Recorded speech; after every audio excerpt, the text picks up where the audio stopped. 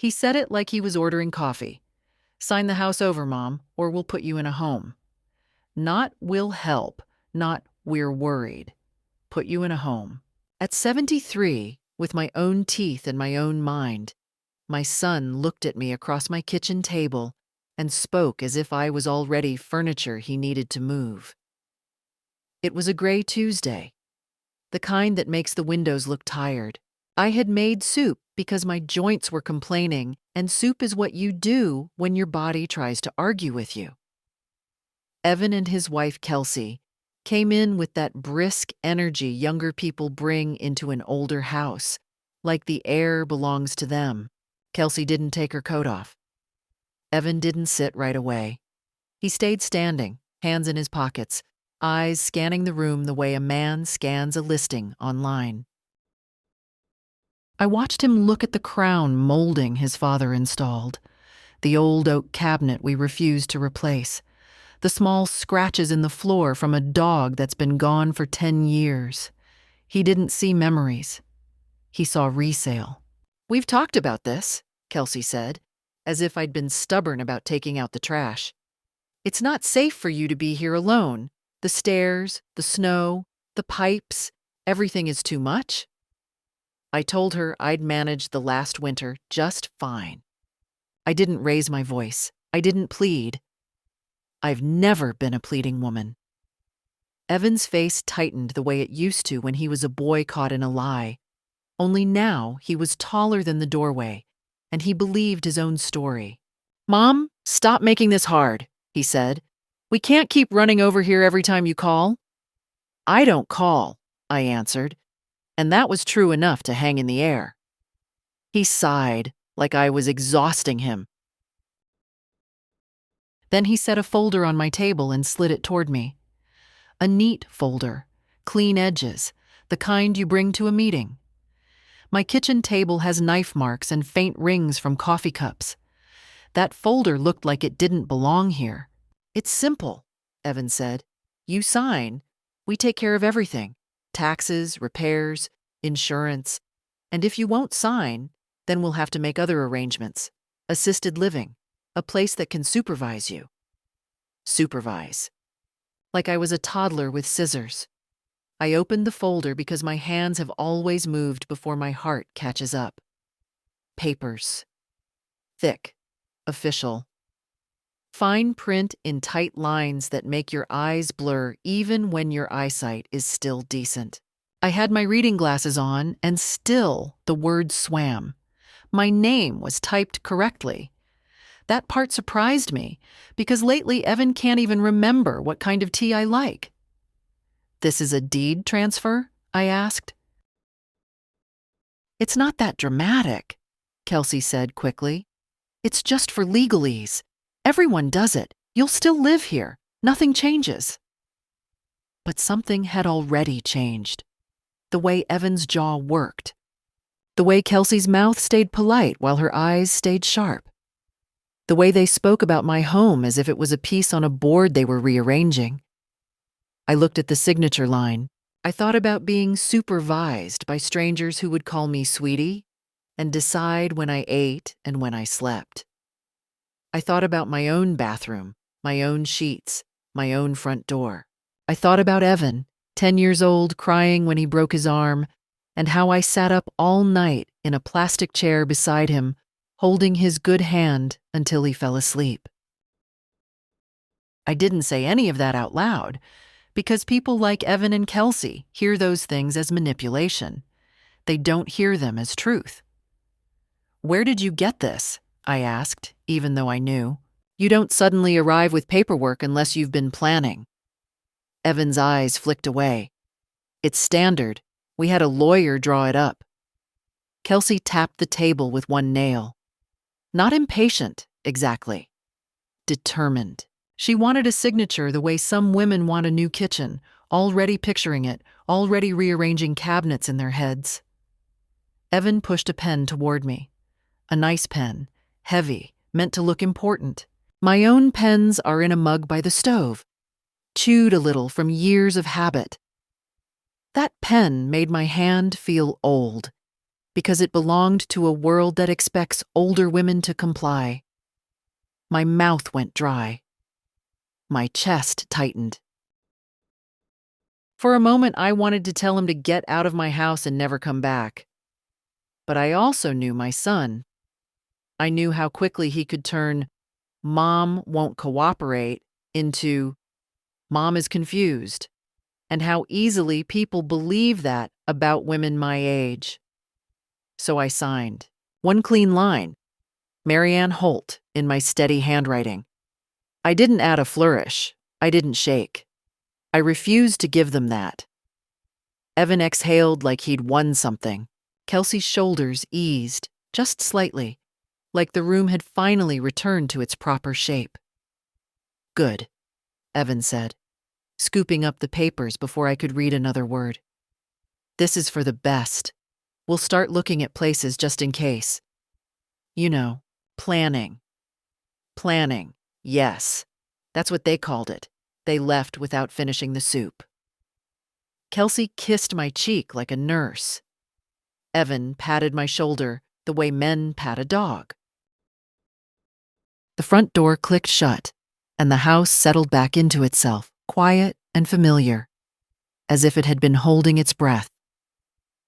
I stood at my sink for a long time, staring at the wet spoon in the basin. My name still felt warm on my fingertips, like ink that hadn't dried. I wasn't crying. I wasn't shaking. I was listening to something inside me that had gone very still, the way a room goes still before a storm, and I made myself a cup of tea in my own kitchen, in my own house, with my own hands. This house was never meant to be leverage. It was meant to be shelter. When Harold and I bought the land, it was nothing but clay and weeds and a view of the road that flooded every spring. We were both 39 then, tired in the honest way people are tired when they work for themselves. He drove trucks. I kept books for a feed supplier during the day and cleaned offices at night. We didn't dream big. We dreamed solid. The first winter there were no walls yet, just framing and tarps snapping in the wind. Harold would come home with his hands cracked and bleeding, still smelling of diesel, and work until dark. I'd bring out coffee in a chipped thermos and sit on a stack of boards, reading him the weather report like it mattered. When the roof finally went on, we stood in the middle of what would become the living room and laughed because the echo made us sound like children. We had no furniture, just space and plans. Evan was born a year later. I labored for 18 hours and then came home to a house with no baseboards and a bathroom door that didn't quite close. I remember holding him in the rocker Harold built with his own hands, listening to the wind, feeling like I had done something right in this world. This house held every version of my son. Toddler footsteps pounding down the hall. Teenage doors slammed hard enough to rattle the windows. The night he came home drunk at 17 and cried into my shoulder, swearing he'd ruined his life. The morning he left for college, suitcase scraping the porch, pretending he wasn't afraid. When Harold died, it was this house that kept me standing. A heart attack, quick and unfair, while he was unloading groceries. One moment he was teasing me about buying the wrong cereal, the next he was gone. People tell you time helps. What helps is routine. This house forced me into it. Bills to pay, gutters to clear, meals to cook, even when no one was hungry. I learned which boards creaked and which pipes needed coaxing. I learned I could sleep on my side again without him there, eventually. Not easily, but I learned. Evan was 27 then. He stayed for 2 weeks, long enough to arrange the funeral and assure himself I wasn't collapsing.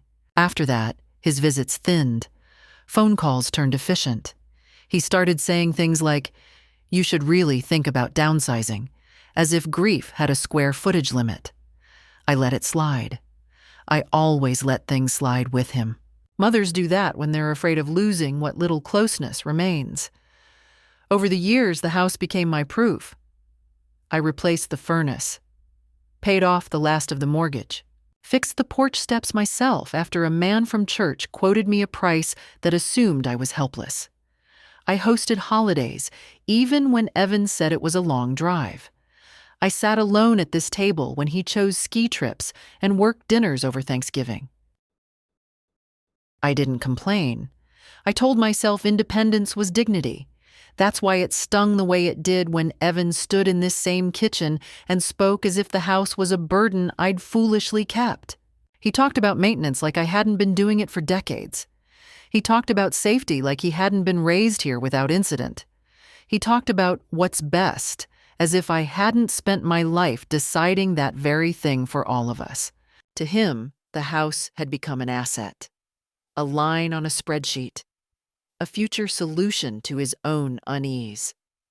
To me, it was every morning I woke up and still knew where I was. It was the smell of rain through open windows. It was the dent in the drywall where Evan's bicycle handlebar crashed when he was 12. It was where I learned how to live alone without disappearing.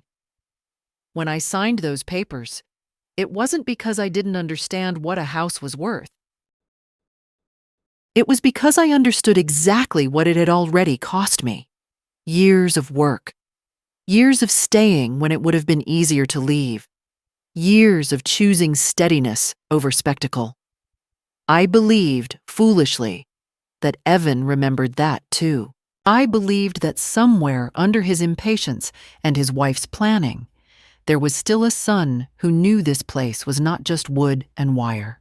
That belief sat with me that night, heavy and quiet, as I turned off lights room by room, my hand brushing familiar walls. I slept in my bed, under the quilt my mother stitched, listening to the house settle, unaware that the thing my son had wanted most from it was never the house at all, but the assumption that I would always step aside when asked. After that day, the pressure didn't come all at once. It came the way dampness comes into a house you know too well, quietly, through places you don't see until the damage is already done. Evan didn't raise his voice again. He didn't need to. He switched tactics, and that scared me more. He began calling in the evenings, always at the same hour, just as I was settling into my chair with the lamp on. "Just checking in?" he'd say, his tone careful, rehearsed. He asked about my blood pressure, my balance, whether I'd been driving after dark. The questions weren't cruel, but they were pointed, like a hand testing a bruise. If I answered too quickly, he'd pause, as if measuring whether my clarity sounded convincing enough. Kelsey followed with texts, links to articles about falls, photos of bright, smiling seniors playing cards in spotless common rooms. "This place looks nice," she'd write. "Very social." She never asked if I wanted to be social. She assumed loneliness was my default and that company, any company, would be an upgrade. When I mentioned the garden, the tomatoes I'd planted behind the shed, Evan chuckled softly. "Mom, you shouldn't be bending like that anymore." When I told him I'd fixed the loose hinge on the back door, he said, "See? This is what I mean. You shouldn't have to handle these things." Shouldn't. As if capability expired quietly with age and no one bothered to tell you. They came over more often after that. Always together. Always with a purpose. Kelsey walked through rooms with her phone in her hand, snapping pictures she said were for insurance. Evan talked about replacing things that didn't need replacing. He mentioned stairs again, more than once, as if the steps themselves were plotting against me. Every visit ended with the same careful reminder. "We just want you safe." Safety is a word that can mean almost anything if you repeat it enough. It can mean cared for. It can mean controlled. I started to hear the difference in Evan's voice. When he said safe, he meant manageable. One afternoon, I found a brochure on my counter after they left. A glossy one, heavier paper than necessary. Assisted living, it read in warm colors. No mention of cost. No mention of what you give up when you move into a place where your door locks from the outside. I folded it once, then again, and put it in the drawer with the manuals for appliances I no longer owned. I didn't confront him. I've lived long enough to know confrontation is rarely about truth. It's about power. Instead, I watched. I listened. I noticed how Evan spoke over me when contractors were mentioned, how Kelsey answered questions that weren't hers to answer. I noticed how they both talked about timelines. Sooner rather than later. Before winter. While you're still feeling good about it. Feeling good. As if this was a mood I could maintain with the right encouragement. At night, I lay awake listening to the house breathe, the old sounds I trusted. Pipes clicking, wood cooling. I wondered when Evan had decided that trust was inconvenient. I wondered when my age stopped being a fact and started being a weapon. I told myself I could always say no, that nothing had truly changed yet. But a voice I didn't like very much whispered back that things had already changed the moment I signed something I didn't read. The strange part was how calm they seemed, how certain. Evan stopped asking what I wanted and started explaining what would happen. He spoke in gentle future tense, as if my agreement was already assumed. When you move, once the house is sorted, after we get you settled. Settled. Another harmless word, sharp underneath. I began to understand then that this was not about my health or my comfort. It was about control wrapped in concern, efficiency disguised as love. They were building a case, brick by brick, and they believed I was too tired to notice. They believed age had softened me into something pliable. They were wrong about that. Age doesn't soften you, it strips you down. It takes away your appetite for nonsense and leaves you with a clear view of what matters. And as I stood at my kitchen window one evening, watching the sun sink behind the trees Harold planted, I realized something else too. Whatever Evan thought he had secured with my signature, he hadn't secured my silence. They chose a Friday for the next step because Fridays sound harmless. Evan said it casually over the phone, like an afterthought. "We've got an appointment," he told me. "Just some paperwork to make things official. 10 minutes, tops." I asked what kind of paperwork. There was a pause, barely a breath long, but I heard it. Evan has always paused when he's deciding how much truth to give. "Just standard stuff," he said, "so we can act quickly if something happens." Something happens. At my age, that phrase covers everything from a slipped step to a sudden death. It's a convenient umbrella for fear, and he used it well. The office was downtown, glass and metal, cold even in summer. Kelsey walked ahead of me, confident in heels that clicked sharply on the tile. Evan held the door, smiling like a dutiful son, and for a moment, I wondered if anyone watching would see what I was beginning to see. Probably not. From the outside, we looked perfect. Concerned children. Cooperative mother. The man behind the desk spoke fast. He explained things like I was a slow student who needed reassurance more than understanding. He said words like streamlining and preventative. He looked at Evan when he talked, not at me. That should have told me everything. The documents were thick, too thick for 10 minutes. I flipped pages, my eyes catching on familiar words. Property, authority, beneficiary. When I asked questions, Evan answered before the man could. "It's just a safeguard. It doesn't change anything right now. This is all reversible." Reversible. Another gentle lie dressed as comfort. Kelsey leaned close and lowered her voice. We just don't want things to get messy later. You wouldn't want that. She smiled when she said it, but her eyes were already counting outcomes. I realized then that they had rehearsed this.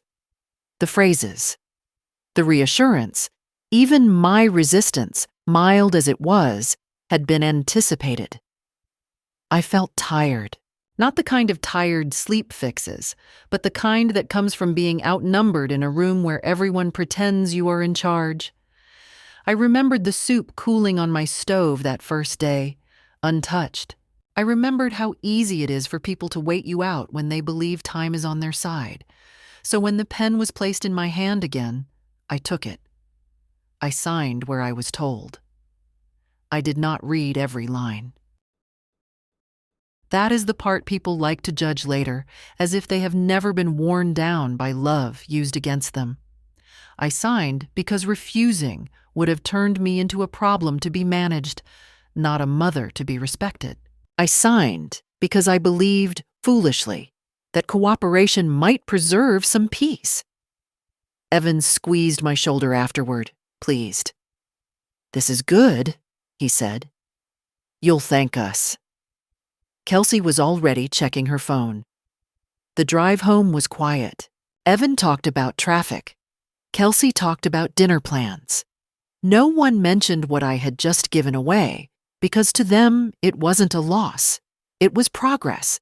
That evening, alone again, I set the folder they'd left me on the table and finally looked at it without anyone watching. Page by page, slower this time. My name appeared often, my signature too. I noticed things then. Clauses, conditions. Language that wasn't as simple as Evan had claimed. I didn't understand all of it yet, but I understood enough to feel a shift inside me, a small one, like a door not fully closed. I didn't sleep much that night. Not from panic, but from thinking. From remembering how many times I had been underestimated in my life and how rarely that had ended the way people expected. I made tea before bed and stood in my kitchen, the same kitchen where my son had first threatened me with a home. The house was quiet, steady, patient. They thought the papers settled everything. They thought signatures were endings. What they didn't realize, what Evan in his hurry had missed, was that the story wasn't finished just because he believed it was. The shift came quietly after that, so quietly I almost missed it. Evan stopped hovering. The nightly calls slowed to once a week, then once every 10 days. Kelsey's articles about falls and friendly communities dried up. In their place was a new tone, one I recognized from long years of dealing with men who believe they've already won. Casual, proprietary. Evan started using phrases that landed wrong. When we deal with the house.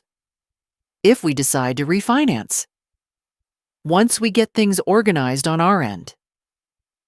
He said our end without thinking, the way people do when they stop pretending something is shared. He no longer asked if I needed anything. He informed me of plans. Contractors might come by. An appraiser might call. He said this as if my role was to open the door and stay out of the way. Kelsey, on the other hand, became distant, polite, efficient, uninterested. When she did come over, she treated the place like a waiting room. She didn't comment on the roses blooming along the fence or the new curtain rod I'd installed myself. She stood in the doorway of rooms, arms folded, eyes already elsewhere. I realized then that she had never pictured me living here much longer. In her mind, I was already packed away. The first real blow landed one morning when Evan called and told me, not asked me, that they'd scheduled a walkthrough with a real estate agent. Just to understand options, he said quickly, before I could respond. It doesn't mean anything yet. I asked him why a real estate agent needed to see my house if nothing meant anything yet. He laughed, short and strained. Mom, you're overthinking. This is all paperwork stuff, adult stuff. Adult stuff. I was the one who had balanced checkbooks before online banking, the one who had negotiated interest rates face to face, the one who had buried a husband and kept going. And now my own son was explaining adulthood to me like it was a new invention. That night, I pulled the folder back out and read again, slower, with a notebook beside me. I circled words. I underlined phrases. I wrote questions in the margins. Authority, occupancy, revocation, lifetime use. Some of it was dense, deliberately so, but patterns began to emerge. This wasn't as clean as Evan believed. This wasn't the simple handover he thought he'd engineered. I slept better after that. Not because I felt safe, but because clarity has a way of settling the body. In the morning, I made breakfast and watered my plants and waited. When Evan called again, cheerful and distracted, I listened more than I spoke. Then came the day he slipped. We were talking about winter, about snow removal, when he said, "Once you're out, we'll probably redo the kitchen." Out. The word hung there, naked and unguarded. I asked him to repeat himself. He backtracked quickly, talking about hypotheticals, about being practical. But the truth had already shown its face. There was no long-term plan for me in this house. There was only a transition period they hoped I wouldn't resist. I didn't argue. I thanked him for calling and hung up. Then I sat at my table and let myself feel it fully. The betrayal, the grief, the strange relief of finally knowing. It hurts less to face a blade you can see. That afternoon, I called a number I hadn't dialed in years. A quiet office, an old-fashioned receptionist. I made an appointment for the following week and gave my name without explanation. When I hung up, my hands were steady. Evan thought I had signed my way into silence. He thought fatigue had done his work for him. What he didn't understand was that I had not survived 73 years by accident. I had learned when to bend and when to stand still and let others reveal themselves. I looked around my kitchen, at the marks on the table, the light slanting through the window, the place where my life had unfolded without witnesses or applause. Whatever came next, I would meet it awake, not managed, and not grateful for crumbs dressed up as care. By the time winter settled in, the house no longer felt entirely mine, though nothing visible had changed. The walls were the same, the furniture hadn't moved, but there was a difference in the air, a thin tension that hadn't existed before, like the moment after someone takes your picture without asking. You're still standing there, but something has been taken. Evan stopped calling to chat. When he did call, it was for information, short questions, precise answers expected. Had I paid the utility bill? Had I scheduled the furnace inspection? Was I planning to travel anywhere? He spoke as if he were updating a file, not speaking to his mother. If I strayed from the point, he gently steered me back. "Let's stay focused," he said once, and I nearly laughed. Focused on what? I wondered. On my disappearance? Kelsey's presence faded almost completely. When she came by, she stayed near the door, glancing at her watch, reminding Evan of other commitments. She no longer pretended interest in my routines or my stories. I realized then that she had already moved on in her head. People like Kelsey don't wait for things to end. They prepare space for what comes next. The words changed, too. Subtly, but unmistakably. Evan stopped saying, "your house," and started saying, "the property." He stopped asking if I was comfortable and started saying, "we'll figure that out." He referred to my future as if it were a logistical problem already solved. "Once you're settled somewhere appropriate," he said, as if appropriateness were a location and not a state of dignity. One afternoon, I came home from the grocery store to find the side gate unlocked and footprints near the shed. I knew immediately what it meant. Evan hadn't asked, he'd sent someone. I checked the back door, still locked. Nothing missing, just inspected, measured, claimed without touching. I stood there longer than necessary, bags cutting into my fingers, feeling something inside me harden. It wasn't anger. Anger is loud and burns itself out. This was colder. This was resolve. That evening, I pulled out the documents again, laid them across the table, and read until my eyes ached. I didn't rush. I took breaks. I followed each reference, each clause that led to another clause. It felt less like reading and more like listening carefully to a conversation someone assumed I wasn't sharp enough to follow. What struck me most was not what Evan intended, but what he had overlooked. He'd trusted summaries, trusted assurances, trusted that I would never question the structure because I had always accepted his version of things.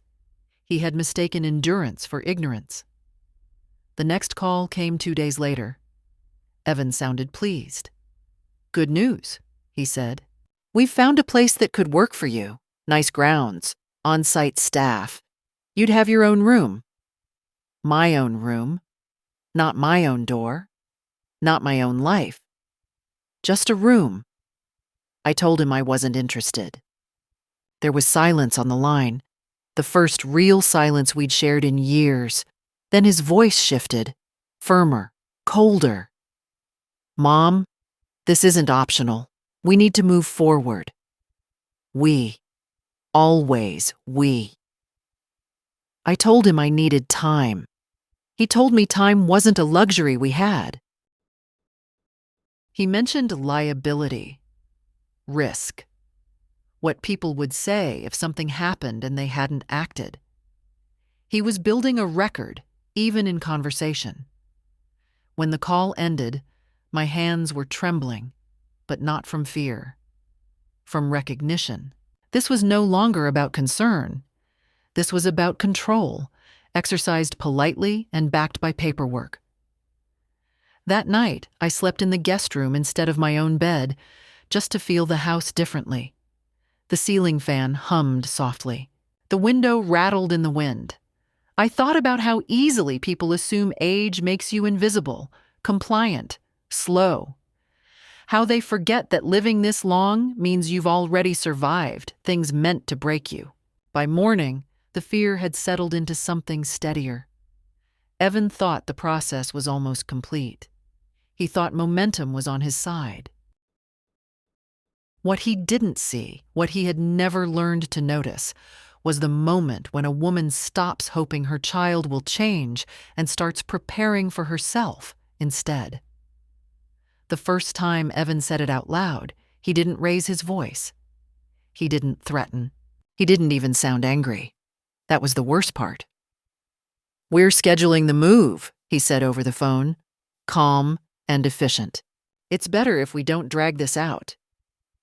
I was sitting at my kitchen table, the same place where he had slid those papers toward me weeks earlier. Morning light lay flat across the wood. I had just finished washing my cup. Ordinary things, still in place. "What move?" I asked, even though I already knew. "A temporary stay," he replied quickly. "Just until everything is sorted. You can't stay there forever, Mom. You know that." There it was. No more soft edges. No more pretending this was a suggestion. The house was no longer mine in his mind, and I was already an obstacle to be removed. I told him I wasn't going anywhere. I said it plainly, without apology. There was a pause, longer this time, and when he spoke again, his tone had changed. He sounded irritated, like a man dealing with paperwork that refused to cooperate. "Then you're leaving us no choice," he said. "We're trying to do this the easy way." Easy for whom, I wondered, but I didn't ask.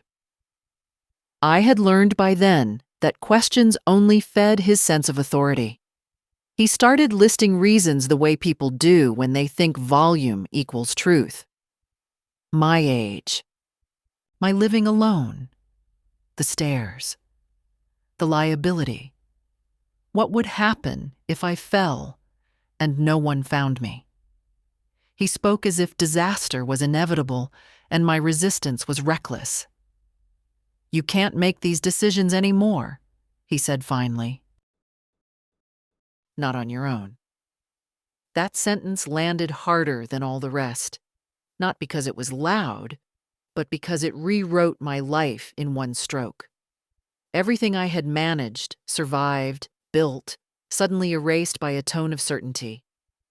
I felt something shift in my chest then, a final letting go. I realized he wasn't listening to me at all. He was talking past me, toward an outcome he had already chosen. I was no longer a person in the conversation. I was a problem to be solved. "I'll think about it," I said, because I needed the call to end. He accepted that easily. Too easily. He believed time was working for him. After I hung up, I sat very still. I didn't cry. I didn't pace. I simply sat and let the truth settle fully. My son was prepared to have me removed from my own home. Not metaphorically, not emotionally. Physically. With documents and decisions and other people stepping in to do what he preferred not to do himself. That afternoon, I walked through the house slowly, room by room. I touched the door frames. I straightened a picture that had hung crooked for years. I opened drawers and closets not to pack, but to remind myself what belonged to me. Not the objects, the right to be here. I found the old fireproof box in the hall closet, the one I hadn't opened in a long time. Inside were documents, neatly stacked, the way Harold used to keep them. Deeds, old insurance papers, wills, copies of things people assume you forget about when you stop talking. I spread everything out on the table and looked at it without emotion. This wasn't nostalgia. This was inventory. That evening, Evan came by unannounced. I saw his car pull into the drive and felt a familiar tightening, but it passed quickly. He stood in the doorway, not taking his coat off, already preparing to leave. "We need to talk," he said. "We already have," I replied. He stepped inside anyway, looking around with that same assessing gaze. "Mom, this can't continue. You're being unreasonable." Unreasonable. Another word meant to shrink me. I met his eyes then, really met them, and saw something I hadn't wanted to see before. Impatience, yes. Entitlement, certainly. But also certainty. He was sure I would eventually give in. I always had before. "You don't get to decide when I leave my home," I said quietly. His mouth tightened. "We'll see."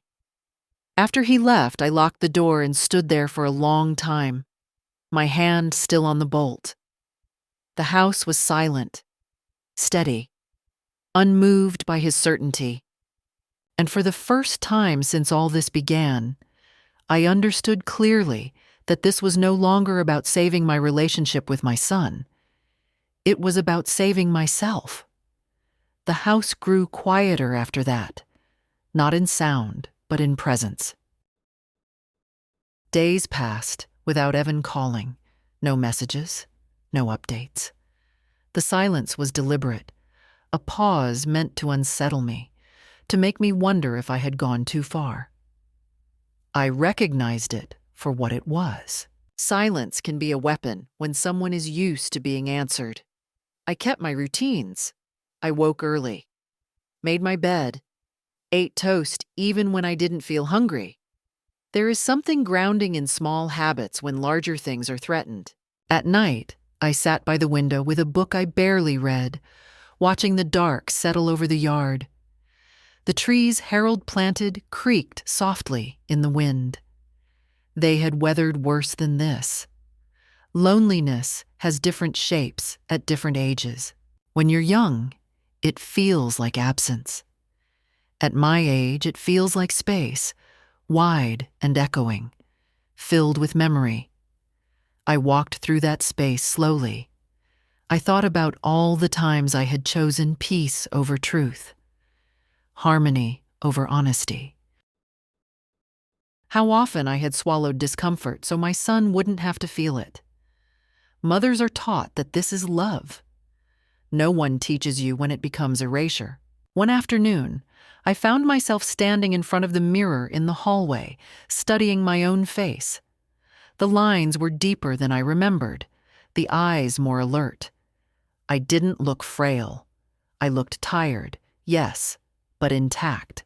I wondered when Evan had started seeing me as something already lost. Perhaps it was easier than admitting he was taking something from someone still very much alive. The nights were the hardest. Sleep came in pieces. I'd wake and listen, half expecting footsteps that never came. Not intruders, Evan. Part of me still imagined him standing at the door, softened by regret, ready to apologize. That part was stubborn, but smaller now. Reality has a way of trimming hope down to size. I spent hours with the documents spread across the table, not reading anymore, but thinking about intention, about consequence, about how often people rush through legal language because they assume power is something you declare, not something you confirm. Evan had always been impatient with details that didn't flatter him. On the fourth day of silence, a letter arrived addressed to Evan, care of my house. A bank logo, official. I didn't open it. I set it aside, unopened, and felt a quiet certainty settle in my chest. Things were already moving, whether Evan realized it or not. That evening, I cooked a proper meal for the first time in weeks. Nothing fancy. Chicken, potatoes, something green. I ate slowly at the table, alone but steady. I wasn't waiting anymore. I was preparing, not for a confrontation, but for clarity. I thought about what dignity means when you are old. It isn't defiance. It isn't loudness. It is the refusal to disappear quietly because someone else finds your existence inconvenient.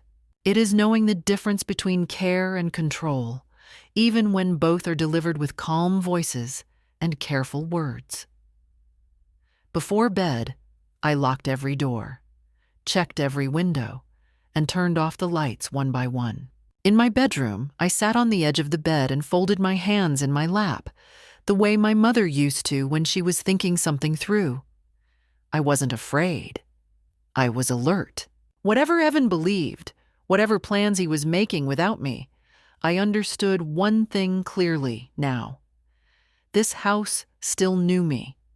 It held my footsteps. It recognized my weight. And as long as I was breathing inside it, I was not done deciding my own fate. The turning point did not come with a confrontation. It came with a sentence spoken almost carelessly by someone who had no reason to protect my son. I ran into Margaret Klein at the pharmacy, a woman I have known for years in the way you know people when life keeps overlapping. She volunteers twice a week at the library and used to work at the county records office before she retired. We stood near the counter, waiting for prescriptions, complaining about the lighting and the price of everything. Ordinary talk. Safe talk. She asked how I was doing. I told her I was managing. That answer has covered many things in my life. Then she smiled, tilted her head, and said, "Your son's been busy lately." I asked what she meant. "Oh, nothing dramatic," she replied. "He called the office last week asking about recording timelines and occupancy clauses. Sounded like he was in a hurry." I felt my spine straighten, the way it does when something important is said quietly. Occupancy clauses, I repeated as if I didn't know what the words meant. Margaret nodded. Yes, he wanted to know how quickly things take effect and what rights remain if the original owner still lives on the property. Asked whether age changed anything. It doesn't, by the way. She said that last part lightly, as if it were trivia. To me, it was confirmation. I thanked her, and we moved on. But the pharmacy felt smaller after that. Evan hadn't just been talking, he'd been checking, measuring, assuming the end was close enough to count. At home, I didn't rush to the table or pull out the papers. I made tea first. Let my hands do something familiar while my mind worked. The pieces shifted into place on their own. His confidence, his impatience, the sudden silence. He wasn't waiting for my consent anymore. He believed he had already secured it. That night, I read the documents again, but this time differently. Not as a worried mother trying to understand what she had signed, but as a woman looking for structure, for sequence, for what happened first and what followed only if certain conditions were met. And there it was. Not hidden, not clever, just overlooked. A clause tied to residency, another tied to authority. Language that assumed the signer would never insist on remaining exactly where she was, fully competent, fully present. Evan had skimmed. He had trusted the outcome he wanted more than the words in front of him. I didn't feel triumph. I felt something steadier, a quiet confirmation that I was not as cornered as he believed. The next morning, I made a call. Not to Evan. Not yet. I called a lawyer whose name I'd kept for years without needing, the way you keep a flashlight in a drawer you hope you'll never open. His assistant scheduled me for the following week. No urgency in her voice. No drama. Just procedure. When I hung up, I stood by the window and watched a bird land on the fence, stay a moment, then fly off. No rush. No permission asked. Evan thought the story was already written. He thought all that remained was execution. What he hadn't counted on was the patience of someone who has waded through worse things than this and learned that haste belongs to people who are afraid of being stopped. I folded the documents neatly and placed them back in the box, not because I was done with them, but because I finally understood them. And understanding, I've learned, is where real power begins. I spent the days before the appointment moving more slowly than usual, not from age, but from intention. When you rush, you miss things. I had rushed enough in my life, trusting the people who said they loved me.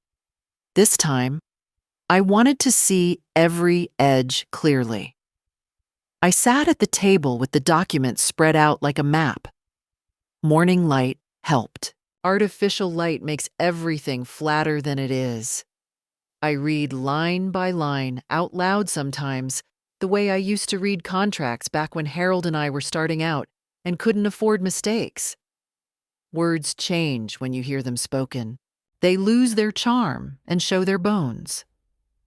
What I noticed first was what wasn't there. No deadline forcing me out. No automatic transfer triggered by age alone. No clause that said a signature erased my right to live where I already lived. Evan had talked as if everything was immediate, inevitable. The papers didn't agree with him.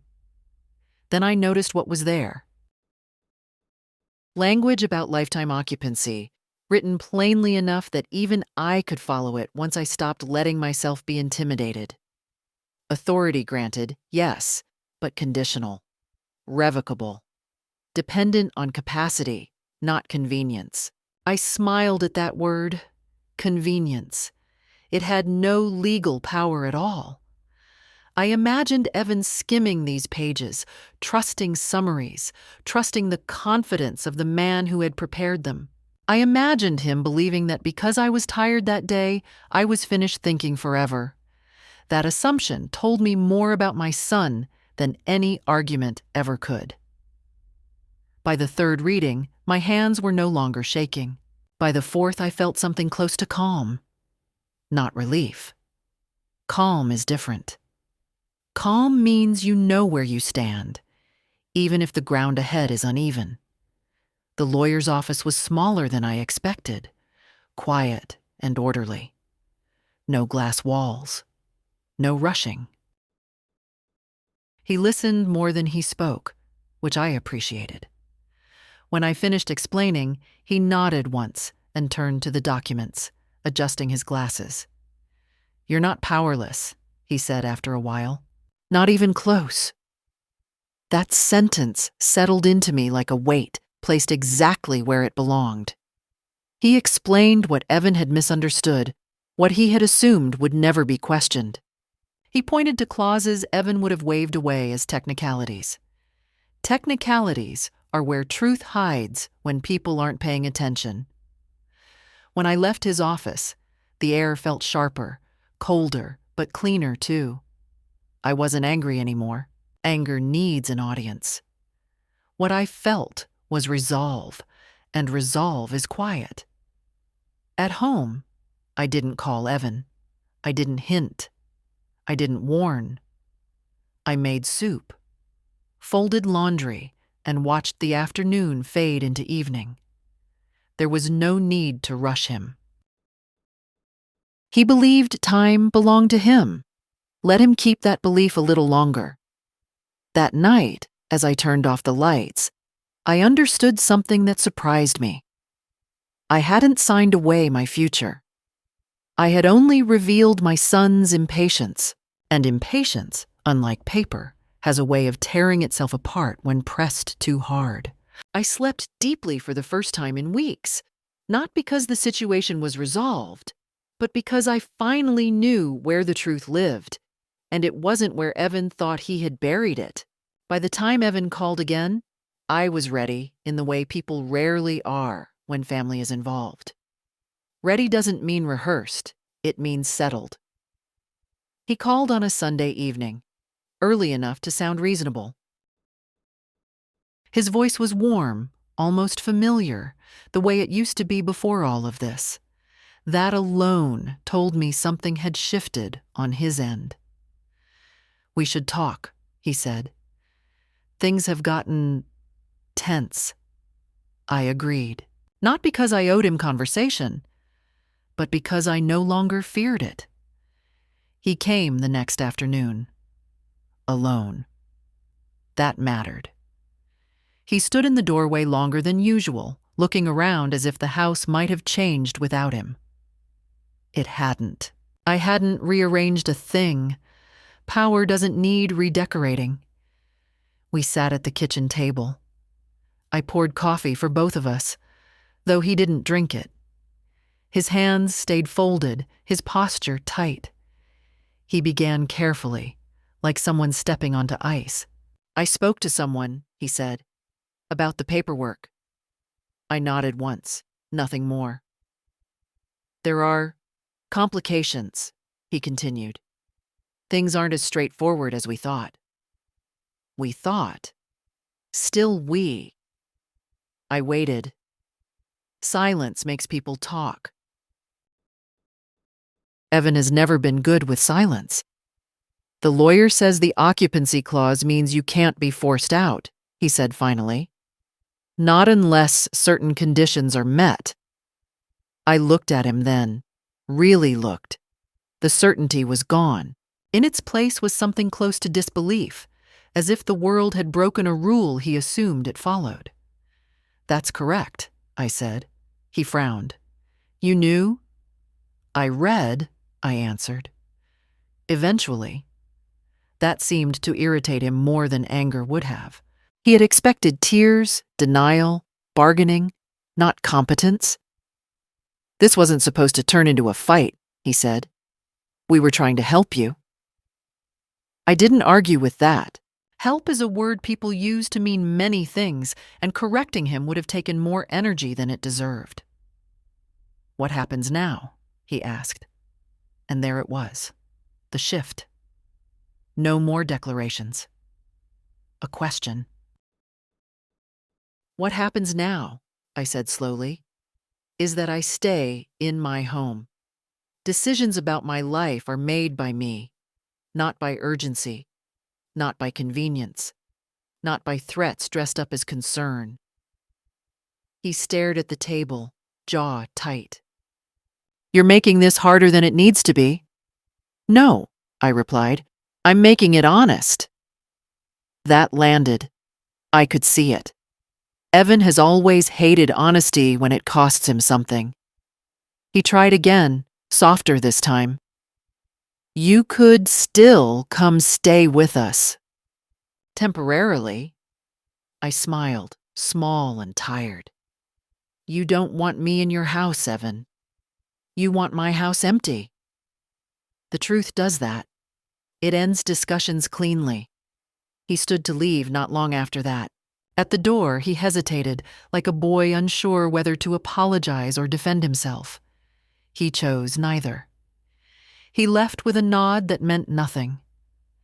After he was gone, I sat alone at the table for a long time.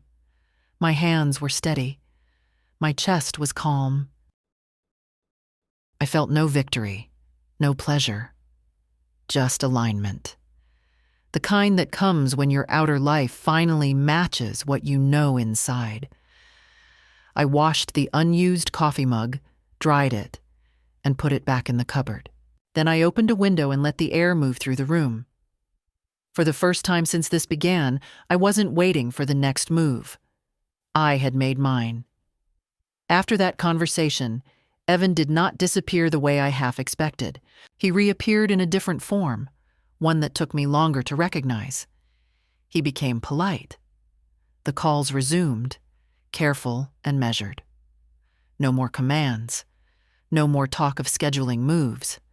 Instead, concern returned, polished and cautious. He asked about my sleep, my appetite, whether I was keeping up with appointments. It sounded like kindness again, but I had learned the difference. This concern had borders. It stayed clear of the house. He suggested compromises. A nurse who could check in, a safety system installed just in case, a calendar shared with him so he could keep track. Each offer came wrapped in reason, not pressure, but the purpose underneath remained the same: oversight, access, control without confrontation. I declined each suggestion calmly, not defensively. Calm refusal unsettles people more than anger ever does. Evan would pause, recalibrate, then move on to the next idea. Watching him try different doors reminded me of how he used to test rules as a teenager, pushing gently, then harder, until something gave. This time, nothing did. Kelsey stayed silent. Weeks passed without a word from her. No texts. No visits. I knew better than to take that personally. Silence is her way of stepping back when a situation no longer bends. She had lost interest the moment the outcome stopped serving her. The real change came when Evan tried to reframe the story.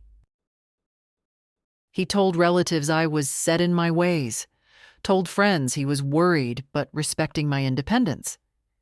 He spoke as if this had been a mutual understanding all along. That didn't bother me. Narratives belong to the people who need them. I didn't need one anymore. What did bother him was that I stopped explaining myself. I didn't justify staying. I didn't defend my competence. I answered questions directly and left the rest unsaid. That kind of certainty leaves no room for negotiation. One afternoon he came by again, unexpected, but calmer than before. He walked through the house more slowly this time, touching the back of a chair, glancing at the shelves. He noticed things he had overlooked before. The quiet didn't threaten him the way it used to. "You're really not moving," he said. Not as a challenge, but as an observation. "No," I replied. "I'm not." He nodded. Once. Something in his posture shifted, a small adjustment that told me he had finally accepted what he couldn't override. Acceptance didn't mean approval. It meant the end of pursuit. We stood in the kitchen a moment longer, not talking. For the first time in months, I didn't feel watched. I felt seen, perhaps not kindly, but accurately. When he left, he didn't lock the gate behind him. He didn't remind me to call. He didn't say he'd be back soon. He drove away without urgency. That evening, I sat alone at the table and thought about how power changes shape when it fails. It doesn't explode. It recedes. It looks for somewhere else to land. I didn't feel victorious. I felt older, in a way that had nothing to do with years. I had crossed a line I couldn't uncross. I was no longer the mother who softened herself to be kept. I was the woman who stayed. The house held that truth easily. It always had. The collapse didn't come all at once. It came in fragments, the way old plaster gives way behind a wall. Small sounds first, then the truth underneath. Evan arrived one evening without calling ahead.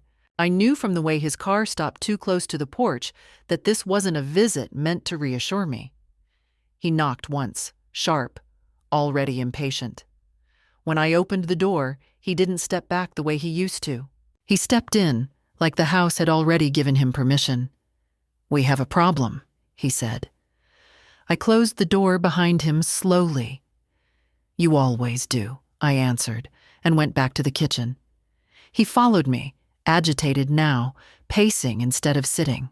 "The bank flagged something," he said. "They asked questions about authority, about access." I poured myself tea. I didn't offer him any. "They said I can't do what I need to do," he continued, "that nothing moves without your approval." That wasn't supposed to be the case. There it was. Not concern. Not fear for me. Inconvenience. "You didn't read carefully," I said. His head snapped up. "Don't do that. This wasn't about tricking you." "I didn't say it was," I replied. "I said you didn't read." He stared at me, and for a moment I saw the boy again, the one who hated homework because it slowed him down. He had always relied on momentum, on charm, on assuming things would work out in his favor. "This is ridiculous," he said. "Everyone signs these things. Everyone expects parents to step aside eventually." "Parents," I said quietly, "step aside when they choose to, not when they're pushed." He stopped pacing. His voice rose, sharp now.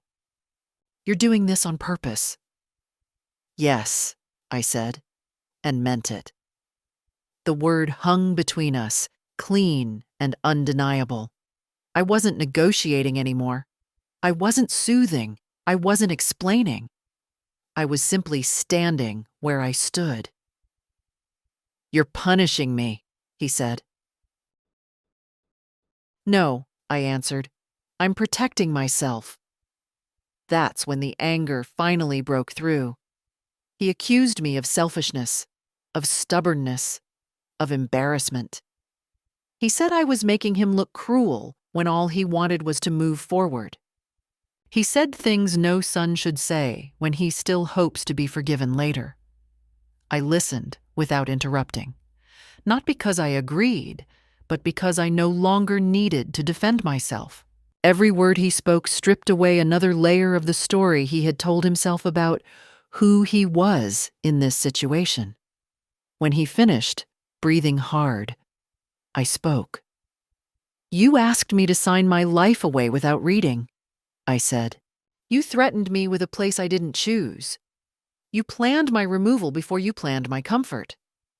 And you did all of it assuming I wouldn't notice." He opened his mouth to argue, then stopped, because there was nothing left to argue. "This house," I continued, "will not be yours while I am alive and capable. You will not decide where I live. You will not speak to me as if I am already gone. If that means you are angry with me, you will have to learn to carry that."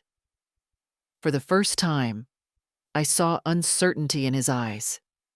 Not confusion, fear, the kind that comes when a plan collapses and reveals the emptiness underneath. He left without another word, not storming, not slamming doors, just defeated in a way that didn't require noise. I stood alone in the kitchen afterward, my tea gone cold, my hands steady. The house felt solid again, not because the threat was gone, but because I had named it out loud. That night, I slept deeply, not with relief, but with finality. Some things, once spoken clearly, cannot be taken back. And I no longer wanted them to be. The days that followed were quieter than I expected. No calls, no surprise visits, no messages sent by mistake. Evan did not retreat with grace, but he did retreat, and that told me more than any apology ever could. When a person stops pushing, it means they finally understand that pushing will no longer work. I moved through my days with a new steadiness, not lighter exactly, but clearer. I noticed how often I had braced myself in the past, waiting for the next demand, the next explanation I would have to give for simply existing. That tension had been with me so long, I mistook it for normal. Without it, my body felt unfamiliar, like a room rearranged while you were asleep. Neighbors stopped by. Ordinary visits. Small talk. No one mentioned Evan. I didn't either. I learned that silence can be a boundary just as firm as any locked door. The house responded to it well. It seemed to breathe easier, as if it too had been waiting for the pressure to lift. One afternoon, I found myself laughing out loud at something on the radio. The sound surprised me. It had been a while since laughter came without a second thought. I let it happen. I didn't question it. There was no guilt attached anymore, no sense that enjoying myself meant neglecting someone else's needs. Evan called once that week, late, his voice flat. He said he needed to cool off. I told him I understood. And I did. Cooling off is what happens when anger runs out of fuel. I did not offer reassurance. I did not chase repair. If he wanted a relationship with me, it would have to be one where I stood upright. I spent time in the garden, trimming back what had grown wild. Not everything needs saving. Some things need cutting away so the rest can live. I worked slowly, methodically, my hands sore but capable. Capability matters. It reminds you who you are when others have tried to rename you. In the evenings, I sat with a notebook and wrote things down. Not plans, not grievances, just observations. What the day felt like. What I noticed in myself that I had ignored before. I wrote about how easily love turns into entitlement if you never interrupt it. I wrote about how age sharpens certain truths instead of dulling them. I no longer imagined Evan standing at my door, ready to be different. That fantasy had lost its grip. In its place was something quieter and more reliable. Acceptance. Not of what he had done, but of who he was willing to be. When I went to bed at night, I slept without rehearsing conversations, without preparing defenses, without waiting. The house held me the way it always had, not as a possession, but as a witness. I had not won anything. I had simply stopped losing myself. And at this stage of life, that felt like enough. The house returned to me slowly, the way trust returns after being shaken. Not all at once, in small confirmations. The sound of my steps in the hallway without tension following them. The phone staying quiet without making my chest tighten. Mornings that belonged only to themselves. Evan did not come back. Weeks passed, then a month. When he finally called, it was brief and careful. He spoke about weather, about work. He did not mention the house. He did not apologize either. Some people never do. I accepted that. Apologies are only valuable when they change behavior, and his silence told me more than words could have. I made changes, small ones, but they were mine. I moved a chair closer to the window where the light was better. I fixed the loose latch on the garden gate. I organized the documents into a folder labeled simply, "My Affairs," the way a grown woman should be able to. I told my lawyer to make sure everything reflected my wishes clearly, without room for interpretation. That brought me more peace than I expected. People like to say that age takes things from you. Strength, relevance, choice. What it actually takes is your patience for being diminished. You stop explaining yourself. You stop negotiating your right to exist comfortably in your own skin. You stop mistaking endurance for virtue. I still think about Evan. Of course I do. He is my son. Love doesn't evaporate just because clarity arrives. But love changes shape. It becomes quieter, less pleading, more distant. That is not cruelty. That is survival with dignity intact. On warm afternoons, I sit on the porch and watch the street the way I always have. Children ride bikes. Neighbors wave. Life continues without consulting anyone's plans. The house stands exactly where it has always stood, solid and unimpressed by threats or paperwork or impatience. I do not know what Evan tells himself now. I no longer need to know. The story I live in is simple and sufficient. I wake up in my own bed. I make my own decisions. I lock my own doors at night. Nothing more is required of me. If there is a lesson in all of this, it is not about revenge or cleverness. It is about reading carefully, about listening to the moment when something inside you says, quietly but firmly, "This is where I stop giving ground." I did not outsmart my son. I outlasted his certainty. And if you are reading this and recognizing yourself in any part of it, remember this: age does not cancel your authority over your life. No signature, no pressure, no fear dressed as concern gets to decide who you become at the end. If this story spoke to you, say so. Someone else may need to hear it too.